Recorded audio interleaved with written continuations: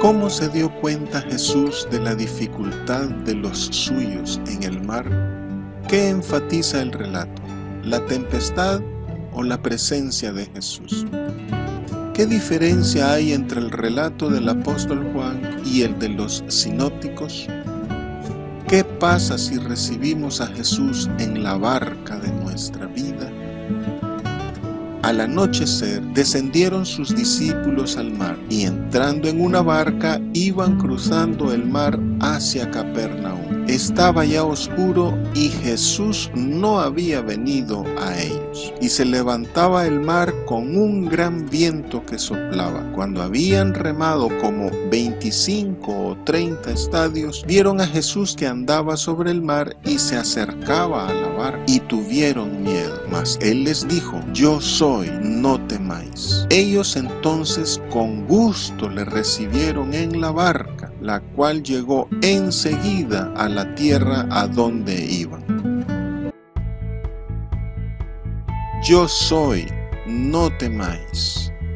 Estudio del Evangelio del apóstol Juan.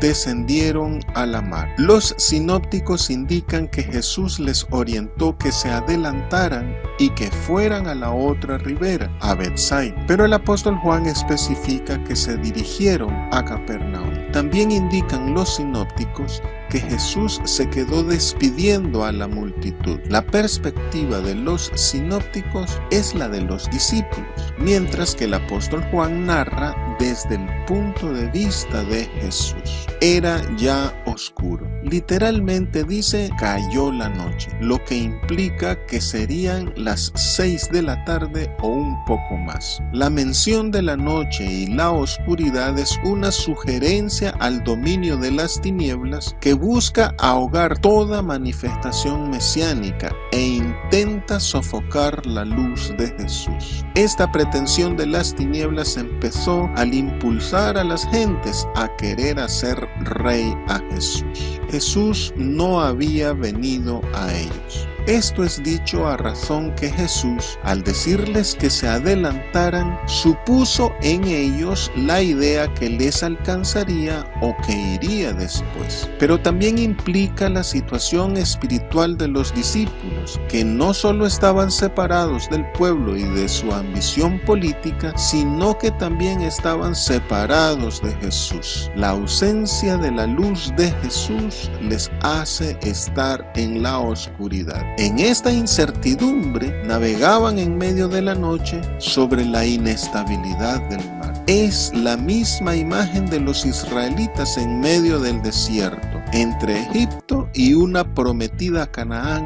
que no vislumbraban. También es una referencia a la iglesia de hoy avanzando en la oscura historia en medio de las tempestuosas olas y vientos contrarios de las ideologías y del pecado, esperando al Señor que aún no ha venido por nosotros. Pero el Señor, desde que subió a los cielos a la diestra del Padre, pendiente de nosotros, siempre está presto para ayudarnos y consolarnos. Así pues, la noche simboliza el desconcierto y la ignorancia, y el mar es figura de la incertidumbre que dan las inexactas y contradictorias corrientes de pensamiento del mundo. El mar embravecido también es símbolo de la inseguridad que sobrecoge al estar en medio de la nada, sostenidos solo por la esperanza de las promesas del Señor. El mar se levanta por un gran viento. La costa oriental del mar de Galilea está formada por una alta meseta dividida por profundas gargantas. Los cambios repentinos de clima pueden desencadenar fuertes vientos y complicar las condiciones de navegación en el lago, produciendo rápidas e inesperadas tormentas. El temor que infunde la noche y la soledad en medio del mar es acrecentado por el fuerte viento. En estas circunstancias, cualquier ayuda, aún la más eficiente, llegaría tarde y regresarse ya no es una opción. De esta misma manera, en medio de los excesivos vientos de crisis existencial, económica, psicológica, espiritual, etc., nosotros también reaccionamos con angustia extrema. Pero en medio de cada tribulación, el Señor Jesús busca salvarnos. Las amargas experiencias nos enseñan nuestra necesidad del Señor. Por eso es que los pobres en espíritu son bienaventurados. Los sinópticos señalan que al momento de la tempestad, el Señor Jesús continuaba en tierra, solo y en oración. Esto demuestra su serenidad y calma, su total ausencia de miedo, duda, frustración o cansancio. Por esto, siendo la duda un ingrediente siempre presente en los creyentes, nuestra misión no debe basarse en nuestra grandeza, sino en la absoluta fidelidad de Dios. Por esto, el Señor nos pide adhesión inquebrantable de fe en Él en medio de las crisis. Todos los suyos debemos fiarnos totalmente de Él. Jesús se revela en medio de las dificultades y confirma en la fe a los que somos suyos, librándonos del temor y la duda. 25 o 30 estadios. Esto equivale a 4.6 o 5.5 kilómetros aproximadamente.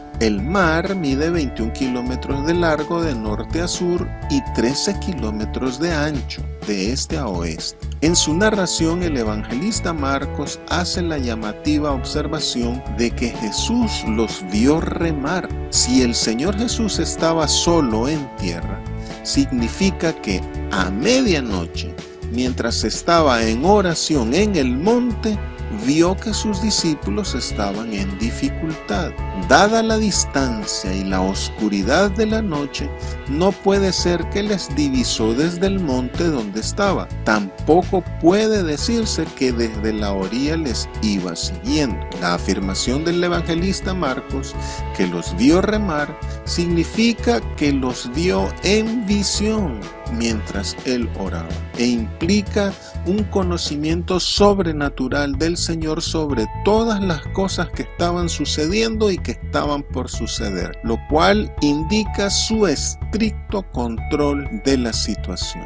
Ven a Jesús que andaba sobre el mar. Los sinópticos especifican que cuando Jesús se acercó a ellos caminando sobre el mar, era la cuarta vigilia de la noche, es decir, las 4 de la mañana o un poco más. Esto significa que, dado que el viento les era contrario, llevaban aproximadamente unas 9 horas remando en el mar. Esta es una escena de lucha y de esfuerzo al extremo contra las olas y el viento. Significa también que el Señor Jesús pasó en oración durante todo ese tiempo. Tras largas 9 horas de lucha contra el viento y el mar, cansados, sin dormir, agotados y desesperados, fatigados, dice el evangelista Marcos, y ya no podían hacer más. En ese momento de mayor necesidad y de esperanzas perdidas, el Señor Jesús se hizo presente. Los sinópticos indican que al verlo, los discípulos pensaron que era un fantasma y que espantados gritaron de miedo. Acostumbrados al mar, no temieron de las olas que inundaban la barca, ni la inestabilidad que provocaba el viento, ni lo veleidoso del mar. Pero al ver algo tan inusual y no guardando referencias sobre casos similares, sintieron grave terror al ver a Jesús caminando sobre el mar, no sabiendo ni imaginándose que era Él. Quizá por esto, dice el evangelista Marcos, que el Señor Jesús hizo como que iba a pasar de largo. Que el Señor Jesús caminara sobre el mar es un cumplimiento del Salmo 107,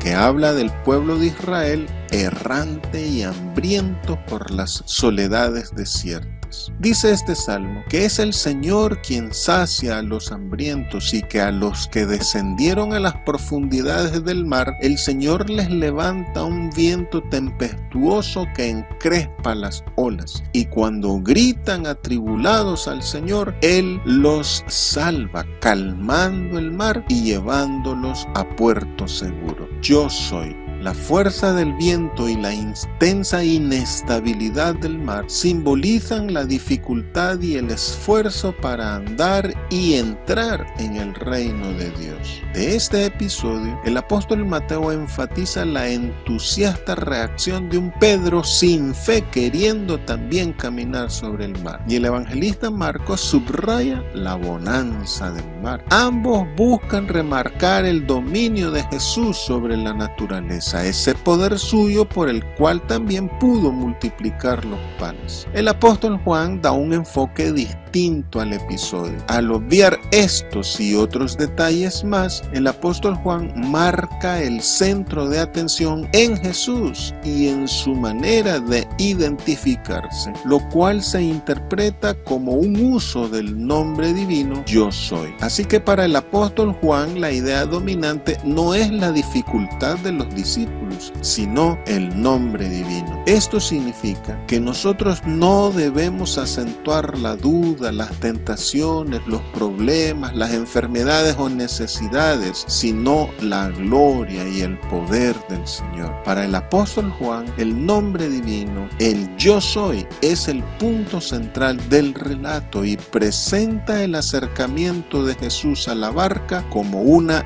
epifanía y demuestra así la majestad divina de Jesús. Los evangelistas Marcos y Lucas mencionan el uso del yo soy tan solo como una expresión de identificación personal, pero el apóstol Mateo sí percibe la majestad divina de Jesús y menciona que los discípulos le rindieron adoración y le reconocieron como el Hijo de Dios. Esta distinción entre los evangelistas y el apóstol la explica el Señor Jesús cuando dijo a los apóstoles que a ellos les era concedido saber los misterios del reino de los cielos, pero que al resto de las gentes no les era permitido, porque viendo no ven y oyendo no oyen ni entienden. Si tenemos nosotros esa falta de sabiduría, roguémosla al Señor, el cual da a todos abundantemente y sin reproche, y nos será dada.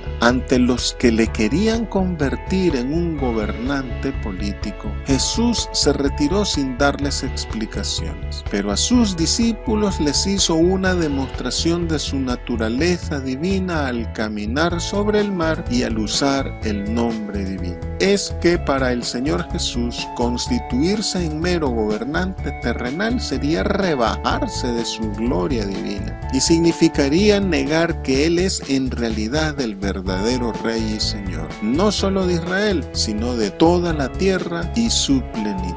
Moisés, Josué, Elías y Eliseo dividieron cuerpos de agua, pero Job dice que caminar sobre el mar es propio de Dios. El salmista afirma que el mar es el camino de Dios y sus sendas son las muchas aguas, y describe a Dios como el Señor sobre las muchas aguas. Solo Dios es capaz de abrirse camino en el mar y de transformar en calzada las profundidades del mar. Él es el que agita el mar y hace que bramen sus olas. Génesis dice que en la creación el poder creador de Dios se impuso sobre la faz de las aguas, creando expansión en medio de ellas. Y el Señor Jesús, el Creador, está haciendo exactamente esto mismo, demostrando así su naturaleza divina. Pero no olvidemos el ambiente pascual de la narración, por el cual el caminar de Jesús sobre el mar es una alusión al paso del Mar Rojo y al don del maná. La liturgia pascual judía realiza lecturas bíblicas que relacionan el paso del Mar Rojo con el don del maná, por lo que estas dos señales, la multiplicación del pan y su caminar sobre el mar, demuestran que Cristo Jesús es nuestra Pascua. No tengáis miedo. Estas palabras están unidas a su victoria sobre el mundo y a su saludo de paz a vosotros. Así el mensaje de este pasaje es que debemos vencer al mundo. En medio de la crisis, del esfuerzo,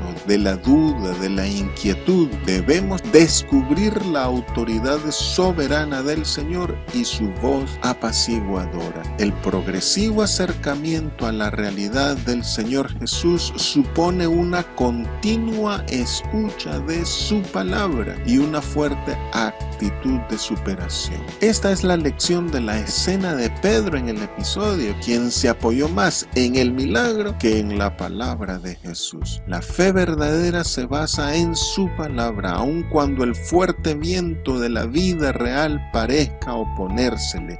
Este es el paradigma cristiano que debemos superar. Caminar creyéndole a Jesús, oyendo a Jesús. Si eliminamos toda duda, lograremos no hundirnos en el trayecto. La incredulidad se esfuma al creer firmemente en su palabra. Si Él dijo, estoy con ustedes todos los días, aunque así no nos parezca, Él está con, en y entre nosotros.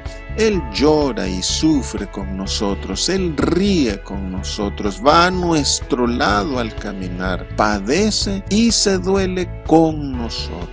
Recordemos que la fe verdadera no necesita de milagros para existir. Para el que no cree, ningún milagro es suficiente. Y para el que cree, ningún milagro es necesario. Le recibieron en la barca. Dice el apóstol Juan que en cuanto él subió a la barca, llegaron enseguida a tierra. ¿No será esta otra acción sobrenatural del Señor? Para sobrellevar y superar las crisis es necesario que recibamos a Jesús en la barca de nuestra vida. Al inicio del relato, el apóstol Juan indica que cuando los discípulos batallaban con la tempestad en medio del mar y la oscuridad, el Señor Jesús no estaba con ellos. Muchos de nosotros innecesariamente batallamos solos en nuestras crisis y dificultades, y esto nos hace ver todo oscuro y sin salida. Pero cuando el Señor se acercó a ellos y superaron el miedo que les causó el verle, le recibieron en la barca. Igual nosotros, aunque nos asuste el no poder cumplir con lo que el Señor nos pide, recibámosle en nuestra vida para llegar enseguida hacia nuestros sueños. No vayamos sin Él a ningún lado. Sin Él perderemos el camino, el destino y la dirección, y hasta podemos perder toda esperanza. Invitémosle a nuestra vida. Con Él todo es seguro.